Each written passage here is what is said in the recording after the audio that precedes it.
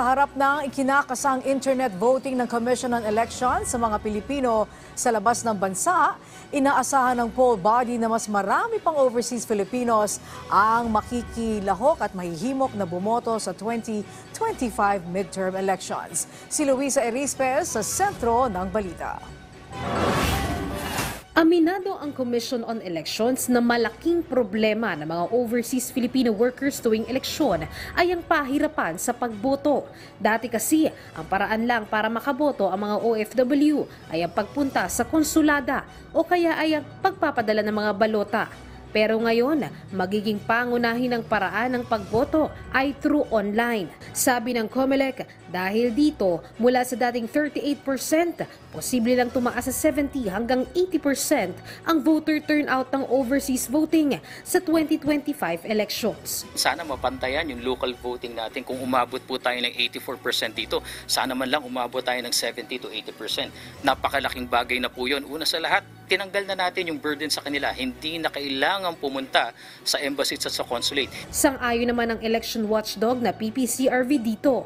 Pero may paalala lang sila sa COMELEC na sana hindi makasingit ang hacking dahil nga ang botohan ay mangyayari online. Hindi naman talaga masasabi kong kampante sa ngayon kasi it's too early, no? Pero like what I have said, part pa rin yan nung if ever na maging compliant sila at maging responsive na yung kanilang yung kanilang bid, then customization will also comes in. Sabi naman ng COMELEC, kasama na yan sa susubukan nila bago sila maglabas ng kontrata sa kukuhanin nilang sistema para sa online voting. Lahat po ng naipakita kanina ay global standards. Wala pong bago at yun naman po ay sinadya namin para po yung ating ordinaryong kababayan na sabihin na natin mataas, mababa ang kaalaman sa teknolohiya ay kayang-kaya sumunod. Kung titignan nyo po, lagi namin binabangga po dito yung balanse ng accessibility at yung balanse ng security. Sa ngayon, wala pang pinal na napipili ang COMELEC na kumpanyang magiging system provider para sa online voting. Meron ng low daan sa testing at ito ang SMS Global Technologies Incorporated at Sequent Technologies Incorporated.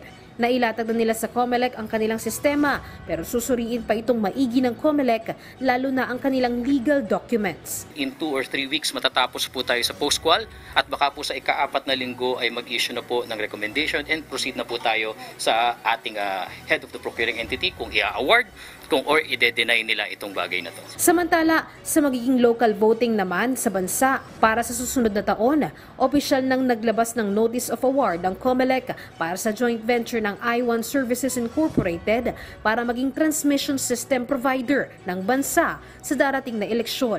Magsisimula ng buuin ang kontrata. Nakalagay naman sa Notice of Award, sakaling hindi magampanan ng I1 ang kasunduan, ay posible silang ma-blacklist ng COMELEC na lumahok sa mga susunod na eleksyon.